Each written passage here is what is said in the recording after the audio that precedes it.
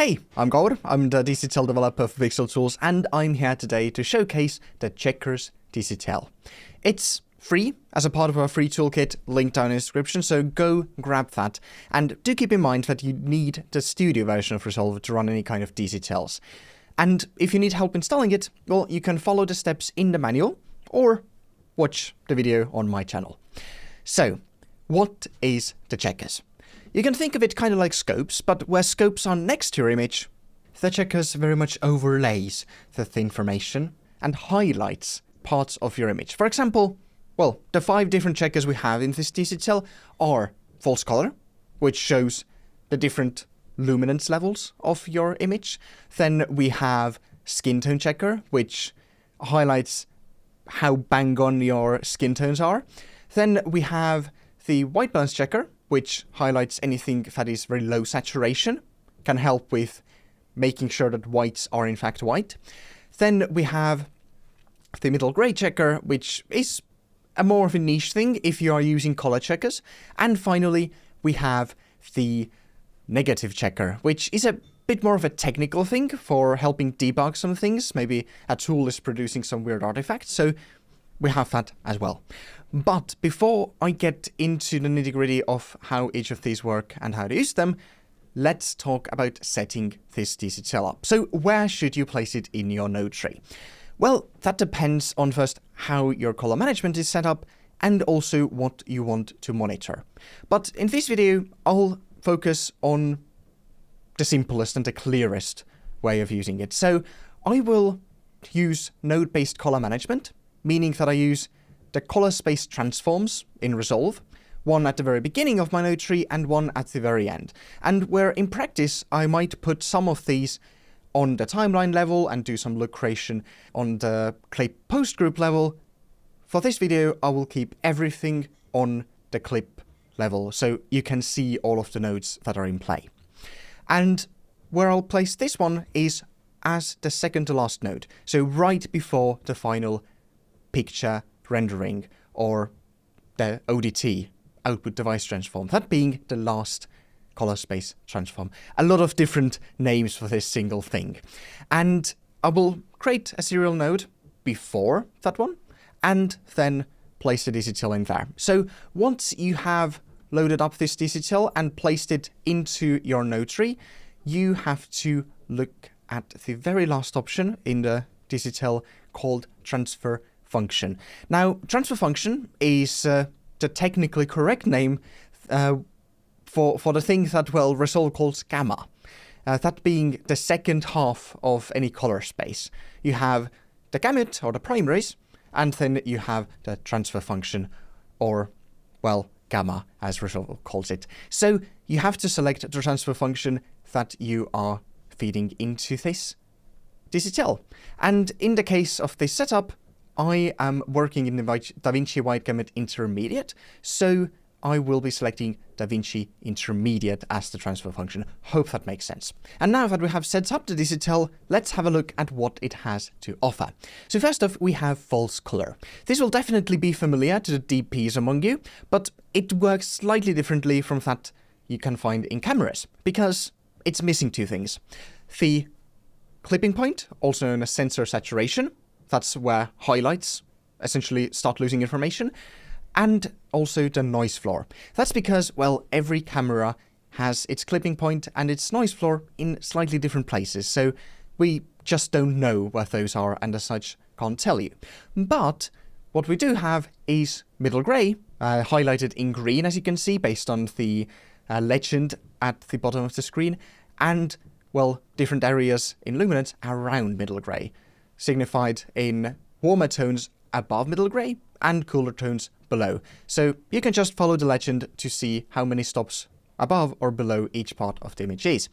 And what is middle gray? So middle gray is essentially the middle point of lightness, as we see it. And for skin tones, for lighter skin tones that are well lit, well, they sit slightly above middle gray. For example, in this image from Ari, the brighter side of the face is sitting at around +1, +2, with even highlights going to +3 stops above middle gray, and the shadow side has some parts on middle gray, and then -1 and -2 stops in the fall off. And you also have a few different modes with this DCTL. You can choose at the very bottom of the DCTL controls how many stops you want this false color to show you. So by default, it's set to 5 stops above middle gray, 5 stops below middle gray. But maybe you are working very specifically around middle gray, maybe with skin tones, and you want to monitor things more specifically. So if you choose 2 stops, it will not just show you 2 stops above and below, but it will do it in half stop increments. So that is rather useful. But moving on to our second checker, we have the skin checker. It'll show you skin tones and whether they are leaning towards one side or the other side in terms of hue. But thing is, all skin tones are slightly different and all color management setups are a bit different, and there are so many variables. So we can't just say that, yes, this is the correct skin tone and that's it. Thing is, I have given you an option as a slider called the skin vector to choose what you consider to be the correct skin tones for your given shoot, for given actors, for your given look. So when setting up this tool, I recommend balancing and essentially just correcting a hero shot where you're happy with the skin tones as they are, and then enable the skin checker and move the skin vector slider so it shows that, yes, those skin tones are correct. And now, when you're color balancing other shots, you can see whether those skin tones in the given shot match that of the reference. So that's the color checker. But now, on to the next one, the white balance checker. This one is quite simple. It just highlights very low or no saturation areas of your image. And this can be useful when doing shot-to-shot corrections, color balancing your image. And, well, there is one but. You can only use it if you actually have something that's supposed to be white or monochrome in your shot.